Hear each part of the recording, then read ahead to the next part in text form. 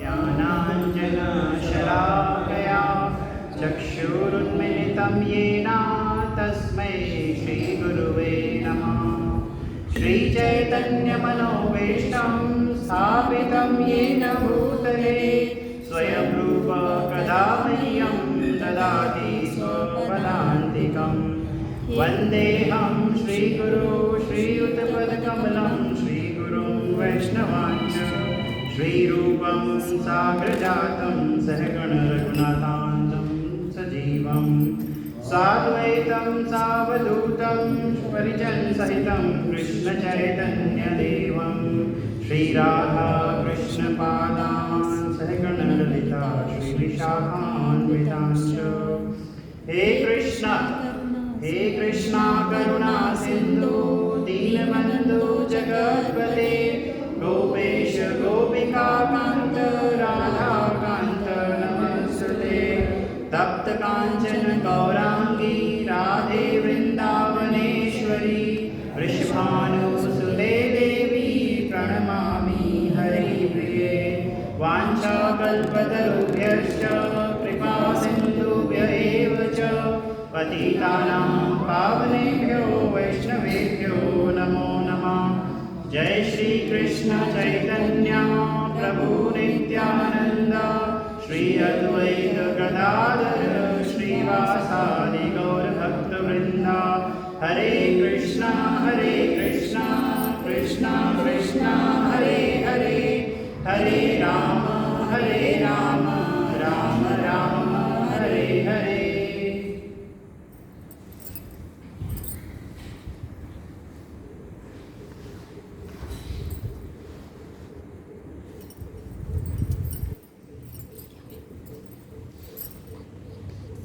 आज हम भगवत गीता का अध्याय 12 का 8वां श्लोक ले रहे हैं। सभी मेरे साथ साथ बोलेंगे। मय्येव मन आधस्त्व मय्य बुद्धिं निवेशय निवस्यसि मय्येव अत ऊर्ध्वं न संशयः। मय्येव मन आधस्त्व मय्य बुद्धिं निवेशय निवसस्यसि मय्येव अत ऊर्ध्वं न संशयः। मय्येव मन आधस्त्व मय्य बुद्धिं निवेशय निवसस्यसि मय्येव अत ऊर्ध्वं न संशयः।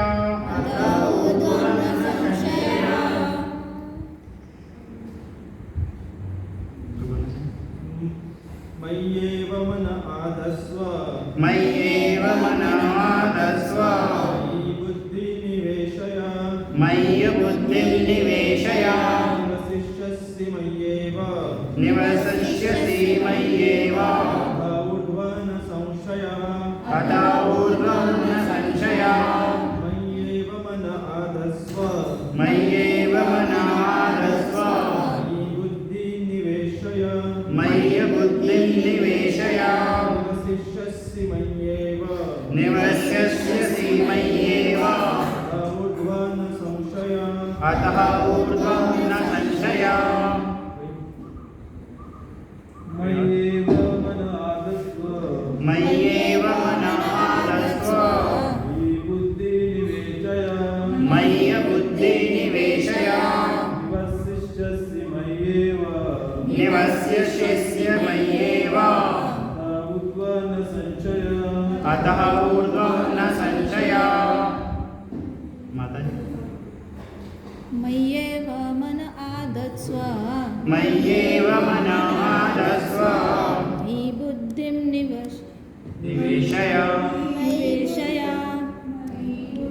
निवेशय निवसिष्यसि मय्येव निवस्यसि मय्येव अथ ऊर्ध्वं न संशयः अतः ऊर्ध्वं न संशयः।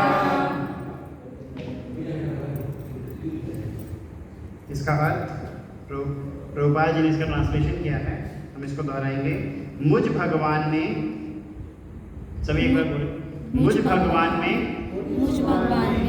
अपने चित्त को स्थिर करो और अपनी सारी बुद्धि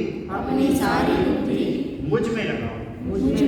इस प्रकार तुम निस्संदेह मुझ में सदैव वास करोगे। तो अभी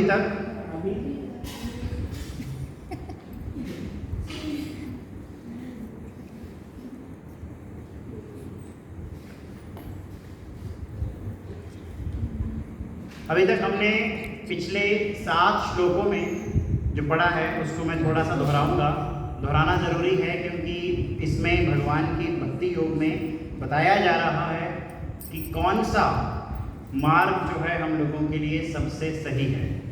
तो सबसे पहले अर्जुन भगवान कृष्ण से पूछते हैं कि आपकी भक्ति करने का सही मार्ग कौन सा है। तो पहला मार्ग वो पूछते हैं कि निर्गुण रूप में लोग आपकी पूजा करते हैं, जिसमें कई सारे योगी, अष्टांग योगी, अलग अलग ध्यान योगी, ये सब लोग आपका ध्यान करते हैं। और दूसरी तरफ लोग भक्ति करते हैं, आपके सगुण रूप की भक्ति करते हैं। तो इन दोनों में से ऐसा कौन सा मार्ग है जो सबसे सही है? तो भगवान कृष्ण पहले ही श्लोक में और दूसरे श्लोक में क्लियर करते हैं कि मेरी भक्ति करने का सबसे सही मार्ग है कि आप मेरे सगुण रूप की भक्ति करें। जो दूसरा रूप है जिसे निर्गुण रूप कहते हैं, वो एक तो बहुत कठिन है और इस युग में उस कठिन मार्ग में जाना बहुत ज़्यादा कष्टदायी है। अगर हम निर्गुण और सगुण में देखें तो सगुण रूप बहुत ही ज़्यादा आसान है। उसमें हमने हरि नाम लेना है, भजन करना है, हरि कथा करनी है और प्रसाद उठाना है। केवल इन 4 चीज़ों से हम भगवान की भक्ति प्राप्त कर सकते हैं। अब भगवान अर्जुन को ये बताने जा रहे हैं कि मेरी भक्ति करने के जो सगुण रूप में भक्ति करना है उसके लेवल्स क्या हैं। अगले जो हम श्लोक पढ़ेंगे उनमें भगवान अलग अलग लेवल बताएंगे और हम अपने आप को किस लेवल में सिद्ध कर सकते हैं, किस लेवल से भक्ति कर सकते हैं। आसान से आसान तरीका हमें बताते हैं ताकि इस युग में हम भगवान की भक्ति कर सकें। यहाँ भगवान कहते हैं मयि एव का मतलब है आप अपने मन को मुझ में फिक्स करो।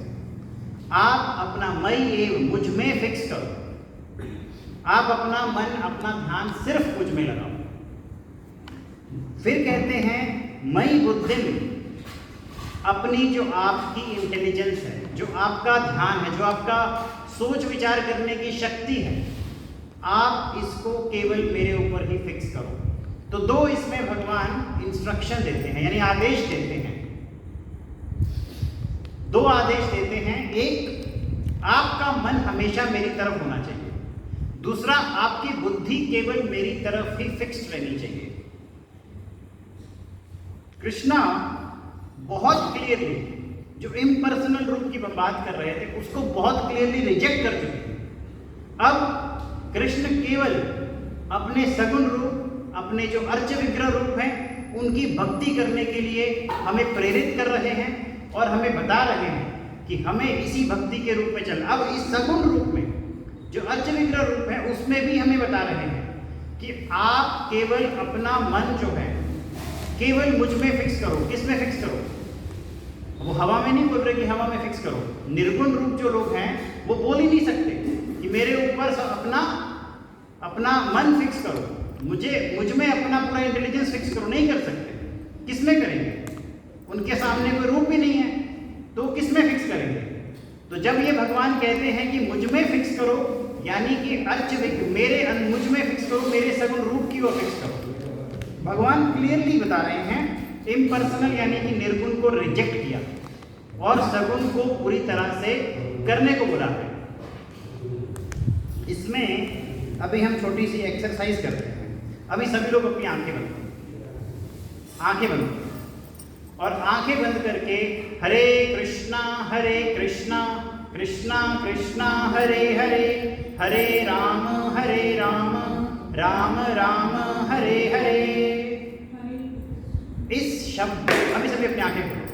जब आपने ये किया, आपको अगर अपने अगर आप अपने इष्ट देव को याद करना चाहते हो, भगवान कृष्ण को याद करना चाहते हो, तो आपने कौन सा रूप आपके सामने आता है?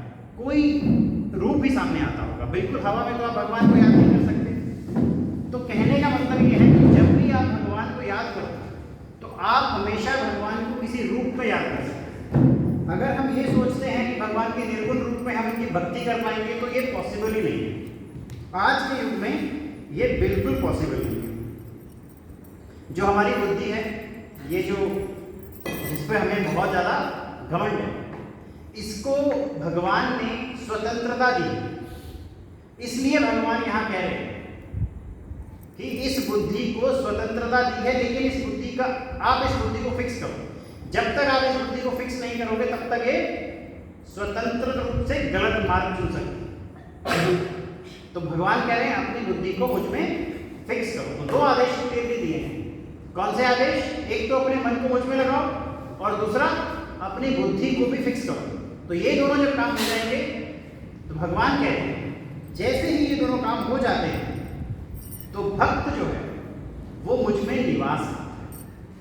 भक्त जो है मुझ में निवास करता है। और इसमें भगवान कह रहे हैं कोई संदेह है ही नहीं, इसमें कोई भी संदेह नहीं है। और भक्त जो है, अब बुद्धि की बात हम करते हैं। बुद्धि के सामने अगर आप कोई भी चीज रखो, जैसे मान लो एक चाकू की बात करते हैं, तो चाकू को इस्तेमाल करने के दो तरीके हैं। सब्जी काटने का भी तरीका है और फिर गलत तरीके से भी चाकू का इस्तेमाल किया जा सकता है। उसी तरह बुद्धि का इस्तेमाल है। बुद्धि का इस्तेमाल भगवान में लगाना है या फिर टाइम वेस्ट करने के लिए लगाना है। तो भगवान यहाँ कह रहे हैं कि मुझ में फिक्स करो। भगवान इस बात को बार बार क्लियरली बता रहे हैं कि मुझ में ही फिक्स करो। तो हम अब ये दो आदेश हमने बहुत क्लियरली सुन लिए। तो अब हम लोग ये निश्चय करें, ये दृढ़ निश्चय होना चाहिए कि आज से हमारा मन जो है, जब इतना सुन लिया हमने, तो हमारा दृढ़ निश्चय होना चाहिए कि हम अपना मन केवल कृष्ण में लगाएंगे। तो एक बार हम सब बोलेंगे, आज से हम अपना मन केवल कृष्ण में ही लगाएंगे। आज से हम अपना मन केवल कृष्ण में ही लगाएंगे। और केवल कृष्ण में क्यों लगाना है? क्योंकि कृष्ण सर्वश्रेष्ठ है। हमने पिछले श्लोक में पढ़ा था, कृष्ण सर्वश्रेष्ठ है, सर्वोत्तम है, परमात्मा है और कृष्ण से ऊपर कोई नहीं है। जब कृष्ण से ऊपर कोई नहीं है तो हमारा मन किस में लगना चाहिए? सिर्फ कृष्ण में। और कृष्ण इस श्लोक में मई शब्द का जो है प्रयोग वो 3 बार कर रहे हैं। अगर हम ध्यान से देखें, बोलते हैं मई एव मन आदस्व, तो एक बार मई का इस्तेमाल हुआ। फिर बोलते हैं मई बुद्धि निवेश, पहले बोले अपने मन को मुझ में लगाओ, फिर बोलते हैं मई बुद्धि निवेश, अपनी बुद्धि को मुझ में लगाओ। फिर कहते हैं निवेश मई एव, तो जो है पहले में बोलते हैं मेरे मन में, मेरे अपनी बुद्धि को मुझ में लगाओ। दूसरे मई का इस्तेमाल है अपनी बुद्धि को मुझ में लगाओ, बुद्धि को फिक्स करो मुझ में। और तीसरे में बोलते हैं मई शब्द का इस्तेमाल होता है कि मेरे भक्त मुझ में निवास है। तो मई शब्द का इस्तेमाल भगवान 3 बार कर रहे हैं। तो कितना फोकस दे रहे हैं भगवान, कितना फोकस दे रहे हैं कि मुझ में फोकस। जब मुझ में बात कर रहे हैं तो बहुत क्लियर है कि भगवान सगुण रूप की बात कर रहे हैं। भगवान प्रॉपर एक रूप की बात कर रहे हैं, उस रूप की बात कर रहे हैं जिसमें भगवान ने पीताम्बर पहना होता है, जिसमें भगवान ने हाथ में सुदर्शन चक्र रखा होता है, शंख गदा है, कमल है, वैजयंती माला है। तो एक रूप की बात करते हैं।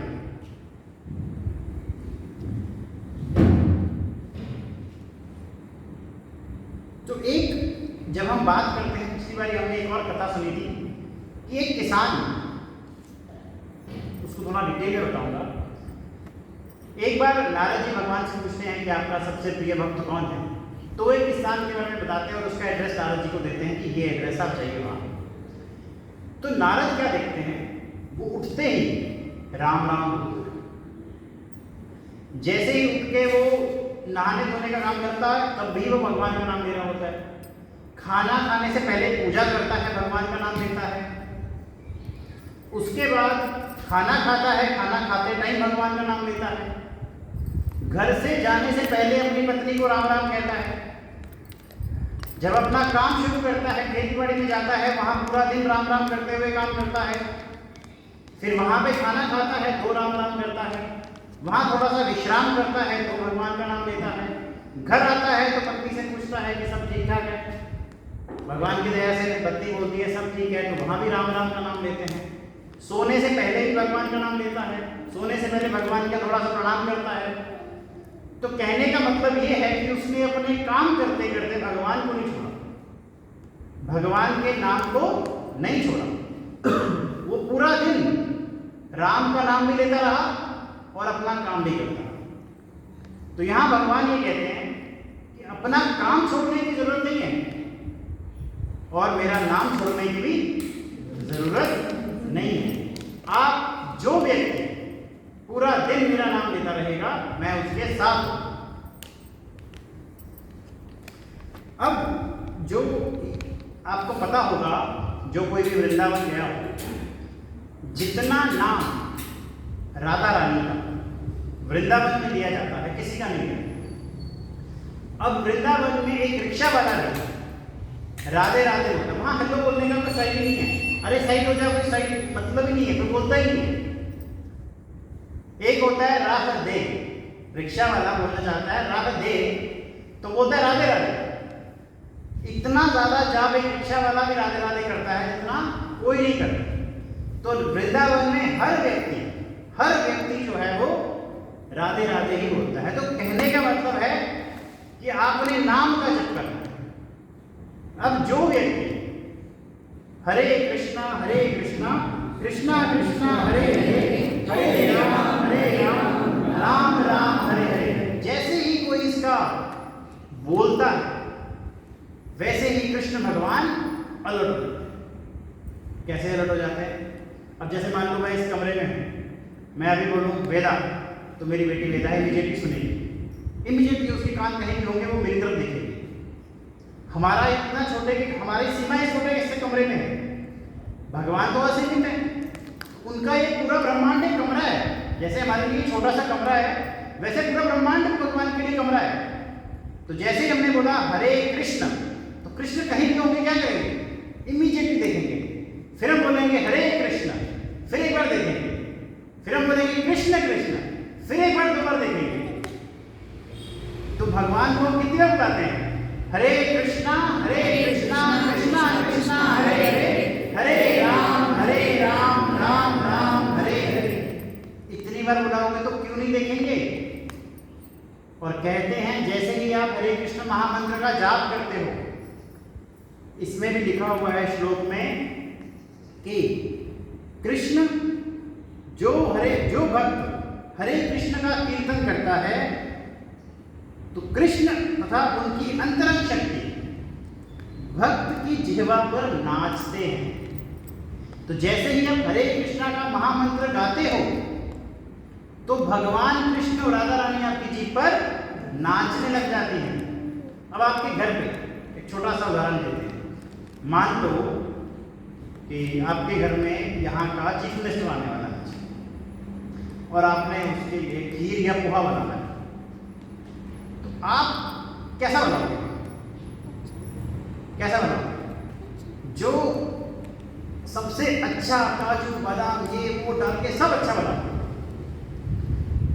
तो कहने का मतलब ये है कि जब आपके घर में कोई गेस्ट आता है और कोई वीआईपी गेस्ट आता है, आप अपना तन मन धन से उसके खाने के लिए सब बंदोबस्त करते हो, यानी कि अपना पर्सनल टाइम, सारा टाइम लगाते हो सेवा करने के लिए। उसको कैसा लगेगा? है कि नहीं? उसको अच्छा लगना चाहिए। वैसे ही जब भगवान हमारी जीवा पर पहुंच गए, यानी कि हमारे शरीर वाले घर में पहुंच गए तो हमने भगवान को सर्व करना है। हमने भगवान को सर्व कैसे करना है? हरे कृष्णा कृष्णा कृष्णा हरे हरे राम राम राम हरे हरे। हमने जब ये महामंत्र बोलना है तो हमने इसको एक कान से सुनना है। हमने जैसे महामंत्र बोलना है तो हमने सुनना है। यही भगवान की सेवा है। जब आप महामंत्र बोल रहे हैं, आंखें बंद करो और उसी अपने ही मुंह से बोलते हुए हरे कृष्ण महामंत्र को सुनो। यही है भगवान की सेवा। यही हरे कृष्ण महामंत्र करने का असली तरीका। ये भगवान का नाम लेकर भगवान की सेवा करने का भी तरीका है। और हरे कृष्ण महामंत्र का मतलब क्या है? हे राधा रानी, हे कृष्ण भगवान, मुझे अपनी सेवा में रखो। और हमने क्या बोला था? भक्त क्या चाहता है? भक्त जो है एक ही चीज चाहता है, भगवान की प्रसन्नता। और भगवान की प्रसन्नता कहां से मिलेगी? हरे कृष्णा कृष्णा कृष्णा हरे हरे हरे राम राम राम हरे हरे। अब एक क्या होता है, एक छोटी सी कथा है, ये आप सब जानते हैं। एक बार अर्जुन सो रहे और युधिष्ठिर उनके कक्ष में जाते हैं। जब युधिष्ठिर उनके कक्ष में जाते हैं तो देख रहे हैं कि अर्जुन सो रहे हैं, तो उनको लगा कि अर्जुन थके हुए। तो क्या करते हैं, अपने भाई को कमर पे थोड़ा सा सहलाते हैं। तो जब सहला रहे होते हैं तो उनके कृष्ण के, अर्जुन के शरीर से कृष्ण का जाप सुनाई देता है युधिष्ठिर। तो जाप करने का क्या टाइम है? सुबह शाम 24 घंटे सोते हुए भी जाप कर। एक भक्त जो है, जो शुद्ध भक्त है, वो सोते हुए भी जाप करता है। तो जाप करने का कोई टाइम फिक्स नहीं कर सकते। हमें 24 घंटे जाप करने का ध्यान में रखना चाहिए। जब भक्त जाप करता है तो उसको हम कोई पूछता है कि आप जाप क्यों कर रहे हो? एक बार प्रभुपाद जी को किसी ने पूछा, प्रभुपाद जी को किसी ने पूछा कि आप जाप क्यों करते हैं? तो जवाब मिला, और जाप करने के लिए। कितना सिंपल आंसर है, क्योंकि जो भक्त जाप करता है उसको और जाप करने का दिल करता है। कई बार भक्त जो है वो जाप करता रहता है और ऐसा भी होता है कि वो कुछ नहीं कर रहा, उसको पता भी नहीं होता कि वो जाप कर रहा है। कई बार भक्त को पता भी नहीं होता कि वो ही जाप कर रहा है, अननोइंगली। अभी हम चल रहे हैं, मन में चल रहा है हरे कृष्णा कृष्णा कृष्णा कृष्णा हरे हरे। आप जानबूझ के माला लेके जाप करो, जरूरी नहीं है। माला लेके जाप करना बहुत जरूरी है, लेकिन जब माला हाथ में नहीं है तब जरूरी, ऐसा नहीं है कि तब जाप नहीं कर सकते। जब अर्जुन सो रहे थे तो माला तो नहीं थी उनके हाथ में, है कि नहीं? तब भी वो जाप चल रहा है उनके हृदय में। तो कहते हैं भगवान जब आपका शुद्ध भक्त, जब आप हरे कृष्ण महामंत्र का, ये जो हरे कृष्ण महामंत्र का जप जो है, जब ये इस तरह से होने लग जाता है तो भगवान स्वयं आपका ध्यान रखने लग जाता है। कल एक बहुत अच्छा हम सुन रहे थे, भक्त या लोग सोचते हैं कि मुझे दुख आ रहा है, मुझे दुख आ रहा है। तो ये बात तो बिल्कुल सत्य है कि दुख आता है और इंसान क्या करता है, सुख की कामना के लिए बहुत मेहनत करता है, लेकिन ये भूल जाता है कि दुख आया है तो सुख भी आएगा। उसके लिए आपको बहुत मेहनत करने की जरूरत नहीं है। जब दुख आ रहा है तो कोटा दुख का है तो उतना ही कोटा सुख का भी है। तो दुख आया है तो सुख भी आएगा। तो ये बहुत ध्यान लगाने वाली बात है। तो भक्त का क्या काम है? सुख हो दुख हो कोई फर्क नहीं पड़ता, अपना जाप चलते रहना चाहिए।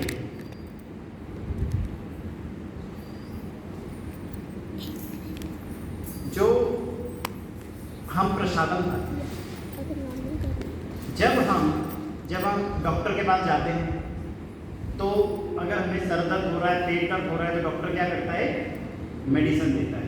हम डॉक्टर के ऊपर पूरा विश्वास करके, पता नहीं उस मेडिसिन में असली में कुछ है भी कि नहीं, लेकिन हम खाते हैं। और हम ठीक हो सकते हैं। उसी तरह से इस भौतिक जगत में हम लोग सारे बीमार हैं। हम इस भौतिक जगत में सभी बीमार हैं और इस बीमारी को दूर करने का एक ही तरीका है। एक तो आप प्रसादम खाइए। अब क्या होता है, जब हम हरे कृष्णा का जप करते हैं तो हम हरे कृष्णा का कीर्तन सुनना है, वो बहुत जरूरी है।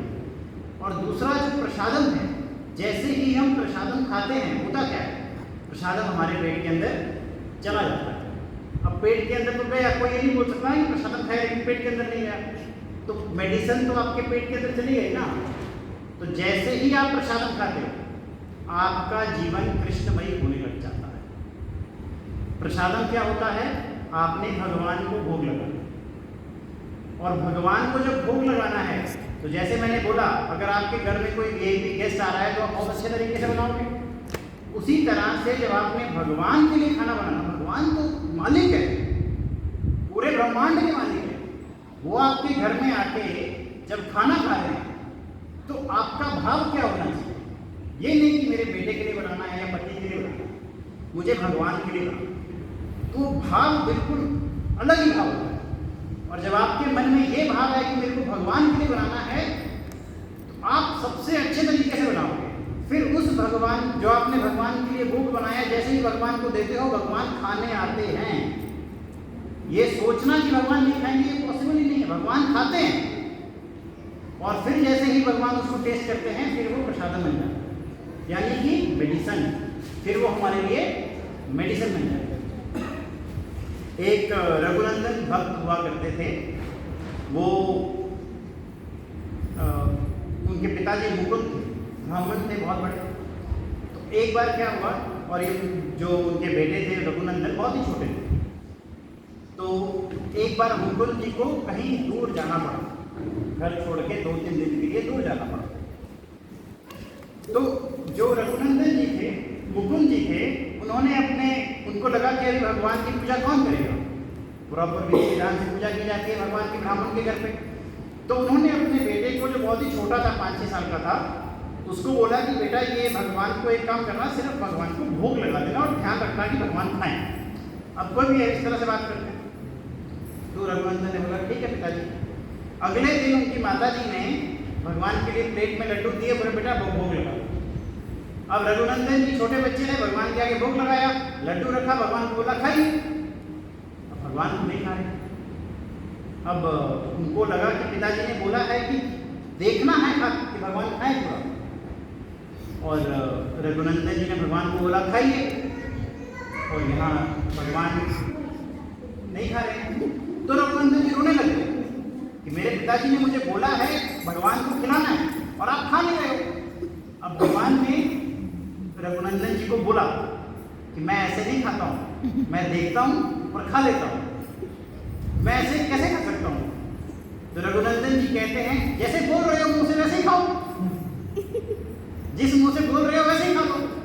अब भगवान क्या करते हैं, एक लड्डू कहते नहीं पूरा खाना चाहिए। तो 4 लड्डू थे, भगवान खा ले। अब रघुनंदन जी छोटे बच्चे बड़े खुश होकर माँ के पास प्लेट लेके जाते हैं, खाली प्लेट। अब माँ को लगता है कि प्लेट तो खाली है, भगवान को भोग लगना था। तो कहते हैं कि क्या हुआ, कहते खा लिया भगवान ने। अगले दिन भी माँ कुछ बोलती नहीं है, छोटा बच्चा है। अगले दिन भी प्लेट लेके जाती है, रघुनंदन जी फिर भगवान को बोलते खाइए। तो भगवान खाते हैं। और जो रघुनंदन जी की माता जी थी, वो उनके जब मुकुंद पति आ जाते हैं अगले दिन, तो बताती है कि ऐसा ऐसा है, तो प्लेट खाली लेके आता है। अब मैं क्या बोलूँ? तो उनके मन में ये भी हो सकता है ना कि खुद ही खा रहा हूँ। तो मुकुंद कहते हैं कि चलो आज किसी को भोग लगाने के लिए पूछते हैं। तो अगले दिन भोग लगाते हैं। अब भगवान के सामने भोग लग रहा है, रघुनंदन जी भोग लगा रहे हैं। भगवान को ये भी पता है कि मुकुंद देख रहा है, मुकुंद पीछे से देख रहा है, और भगवान को ये पता है कि मैं खाऊंगा नहीं तो ये रोएगा। तो भगवान वो रोता है, खाइए। अब भगवान मुकुंद को भी देख रहे हैं, बच्चे को भी देख रहे हैं, लड्डू भी देख रहे हैं। तो भगवान क्या करते हैं, आधा लड्डू खाते हैं और आधा छोड़ते हैं। आज भी अलाहाबाद जगह है जहाँ पे भगवान की मूर्ति है, भगवान का अर्च विग्रह है, वहाँ पे उनके हाथ में आधा लड्डू है। तो ये सोचना कि भगवान खाते नहीं हैं, ये बिल्कुल गलत है। आप भगवान को भोग लगाओ, भगवान जरूर, और फिर वो जो प्रसादम आप खाते हो, जब भी भोग लगाओ वो प्रसादम आप अपने घर में खाने को मिक्स करते हो, पूरा का पूरा प्रसादम बन जाता है। यानी कि वो आपको एक मेडिसिन मिला है, भगवान का एक मेडिसिन मिल गया है। उसके बाद से आपका आध्यात्मिक जीवन तो मतलब ऊपर ही जाए। तो ये जो पॉइंट है, एक तो हरे कृष्णा का महामंत्र, ये हम लोगों ने शुरू करना, इसको छोड़ना नहीं। क्योंकि आज हमने सुना है जैसे ही हम हरे कृष्णा महामंत्र बोलते हैं तो भगवान कहीं भी होते हैं, कहीं से भी 8 बार आप किसी को बुलाओगे वो नहीं आएगा, क्या आना ही पड़ेगा, और वो राधा रानी को लेकर आएगा। तो ऐसे ही छोटी सी एक हम लोग कुछ सालों पहले डलहौजी में रहे, तो वहाँ पर मैं प्रसादम की एक कथा सुना रहा हूँ। वहाँ पे हम ऐसी ही कथा करते थे। तो वहाँ पर हमारे कुछ लोग थे, जब हम, एक व्यक्ति था जिसको डायबिटीज़ का प्रॉब्लम था, उसने शुगर छोड़ दिया था, लेकिन प्रसादम का महत्व सबको पता है, तो हम केला देते थे खाने, तो वो खाता था केला। 3 महीने बाद उसने अपना चेकअप करवाया, उसको शुगर मिला ही नहीं, मतलब उसका शुगर खत्म हो गया। तो ये एक एहसास है, भगवान एहसास दिलाते हैं कि अगर मन से लगाया हुआ हो, अगर आप उसको भगवान प्रसादम दे रहे हैं आपको, तो दुनिया की बड़ी से बड़ी बीमारी जो है उस मेडिसिन से ठीक हो जाएगी। अब जरूरी नहीं है कब ठीक होगी, वो भगवान की इच्छा है, वो हम नहीं बोल सकते ठीक क्यों नहीं हुई, लेकिन वो इच्छा भगवान की है। आप किस भाव से बनाते हो, आप किस भाव से खाते हो। एक तो भाव हो सकता है कि बहुत भूख लगी है खा लो, वो भी एक भाव है, लेकिन एक भाव है कि भगवान का प्रसादम मिल रहा है उसको खाना है, तो दोनों के भाव अलग है। तो जैसे एक लोहा होता है, एक लोहे को हम जब आग में रखते हैं तो थोड़ी देर में लोहा क्या होता है, गर्म हो जाता है, लाल हो जाता है, आग की तरह बन जाता है।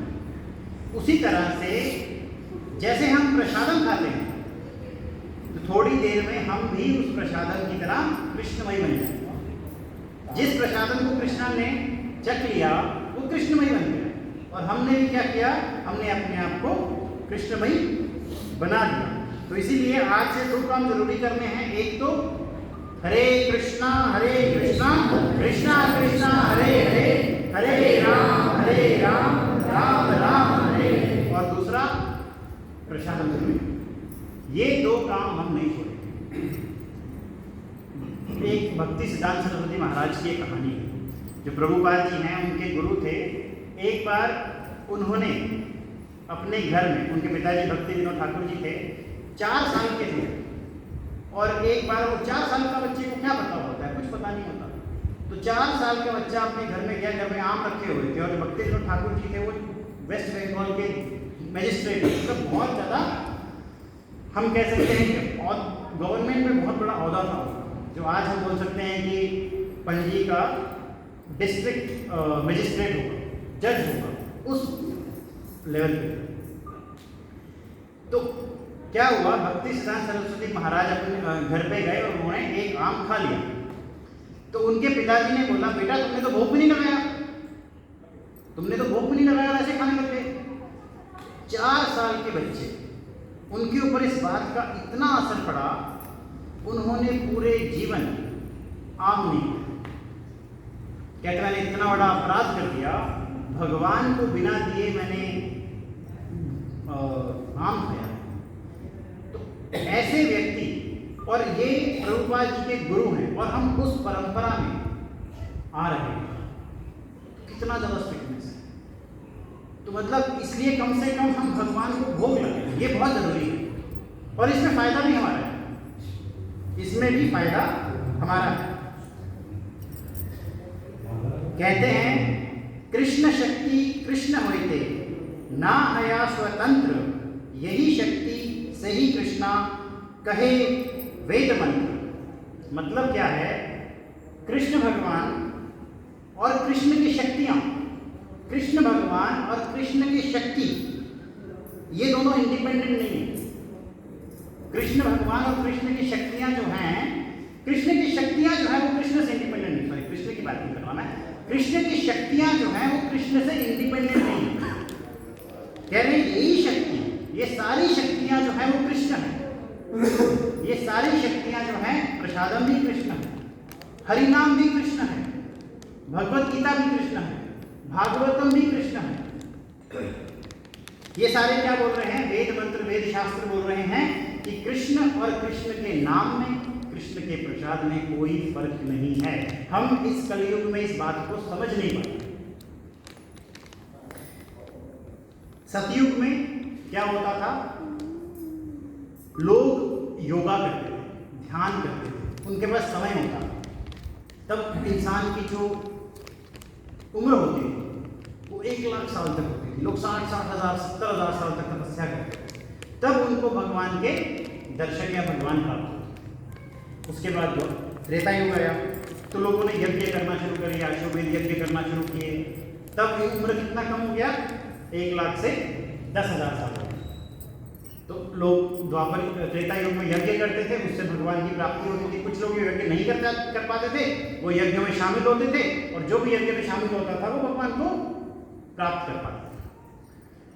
और ये यज्ञ भी एक दिन नहीं चलता था, ये हजारों साल तक चलते थे, हजारों सालों तक यज्ञ चल रहे थे। फिर द्वापर युग आया, उसमें क्या हुआ, अर्च विग्रह की पूजा, मंत्रोच्चार, सही मंत्रोच्चार। तब इंसान की उम्र हो गई 1,000 साल। अब कलयुग आ चुका है, तो इस कलयुग में क्या है, कलयुग में इंसान का जीवन छोटा हो गया है। 100 साल होना था, अभी क्या है 60 से 70 एवरेज। आने वाले भागवतम कहता है, आने वाले समय में इंसान की मैक्सिमम एज जो है वो 20 साल, मैक्सिमम। और ये 10,000 साल जो कलयुग है वो 4,37,000 साल, और 5,000 साल खत्म हो चुके हैं, 500 साल। अब जो है ये जो 10,000 साल प्रभुपाद जी कहकर गए हैं, ये 10,000 साल जो है वही साल हैं जब भगवान कृष्ण का नाम लिया जाएगा, उसके बाद नहीं लिया जाएगा। उसके बाद इस कलयुग का बहुत बुरा हाल होगा। और हम लोग बहुत बहुत किस्मत वाले हैं जो हम इस कलयुग में इस टाइम पर हैं, और इस टाइम पर भी कौन से शरीर में हैं, मनुष्य शरीर में। अगर इस टाइम में किसी भी शरीर में, कुत्ते बिल्ली के शरीर में होंगे तो हम भगवान कृष्ण के बारे में कौन सुन पाएगा। तो ऐसे तो 84 लाख योनियों में तो 10,000 साल कैसे निकल जाएंगे पता नहीं लगेगा। तो हम बहुत किस्मत वाले हैं जो हम इस संसार में इस टाइम जो 10,000 साल गोल्डन पीरियड बोला है, जो ओवरलैप हो रहा है कलयुग और द्वापर में, इस युग में हम लोग हैं, इस युग में ही हम। और इस युग में जो चैतन्य महाप्रभु, चैतन्य प्रभु हैं, महाप्रभु कहते हैं, हरिदास जी कहते हैं, प्रभु तुम्हीं जीवे मंगल चिंता करी, कलियुगे नाम संगे स्वयं अवतारी। तो भगवान लोगों की चिंता करते हुए, भगवान कृष्ण ने लोगों की चिंता करते हुए खुद अवतार लिए चैतन्य महाप्रभु के रूप में, और दुनिया को बोला कि हरि नाम हरि नाम हरि नाम ही एक केवल मकसद है, एक केवल तरीका है जिससे आप कलयुग से बाहर आ सकते। अगर भगवान को प्राप्त करने का कोई तरीका कलयुग में है तो वो एक ही तरीका है, और वो है हरि नाम। चैतन्य महाप्रभु कहते हैं कि जो कोई भी व्यक्ति इस संसार में कलयुग में हरि नाम लेगा वो वैष्णव। इतना सिंपल कर दिया। सतयुग में अगर किसी को बोलो ब्राह्मण, या फिर द्वापर या त्रेता युग में जो ब्राह्मण का एक नाम होता था, दूसरा व्यक्ति ब्राह्मण बन नहीं सकता था। यहाँ पर चैतन्य महाप्रभु कहते हैं कि जिसने एक बार हरि नाम ले लिया वो वैष्णव है, और कहते हैं कि दुनिया में हर उस गृहस्थ आदमी को वैष्णव का रिस्पेक्ट करना होगा। भगवान कृष्ण 4 फॉर्म में, नाम उनके फॉर्म में, उनकी क्वालिटीज़ के बारे में, उनके गुणों के रूप में और उनके एक्शंस यानी कि उनकी लीलाओं में इस दुनिया में। जिस तरह से